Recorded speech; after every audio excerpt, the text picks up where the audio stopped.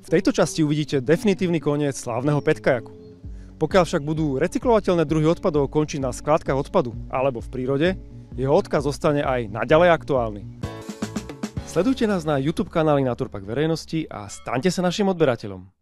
Momentálne sa nachádzame v Kolárove, kde je recyklačný podnik, kde sa menia takéto zlisované, stlačené fľašky na prané vločky, ktoré sa ďalej dajú použiť vo výrobnom procese na iné materiály. A teraz ich ideme dať rozsekať, oprať a uvidíme výsledný produkt prané vločky. Povedz nám, aký máš pocit po celom tom viac ako polročnom snažení a s akými pocitmi vlastne zakončuješ tento projekt? No tak myslím, že je to presne rok, čo mi to v hlave napadlo. Až sme sa dostali sem do Kolárova, kde sa to celé zomlelo a vlastne už je to iba minulosť, ten petkajak. A samozrejme, zobralo mi to jednak akože veľa času a podobne, ale našiel som veľa nových ľudí pri tomto projekte. Poukázali sme na niektoré veci, naučili sme aj detičky nejaké nové veci, takže je tam viacej významov, takých zaujímavých, ktoré som v tom videl.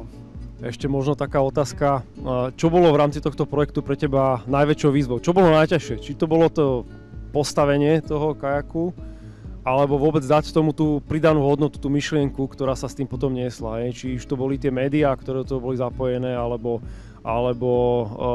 či si sa niečo nové naučil vlastne pri tomto projekte. No tak keď to beriem z toho technického hľadiska, tak tam si to trebalo odsedieť, drotikovať veľa hodín po večeroch a tak. Takže to bolo taká nepríjemná fáza. Ale teraz nastáva tá pekná fáza, keď ľudia uvidia, že čo sme spravili a že to možno nechá nejaký odkaz aj v nich a budú si inak vnímať okolie a ich každodenné správanie.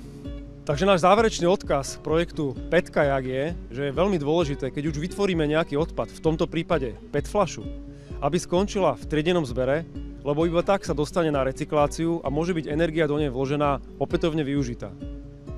Ak sa vám toto video páčilo, sledujte nás na YouTube kanáli Naturpark verejnosti a staňte sa našim odberateľom.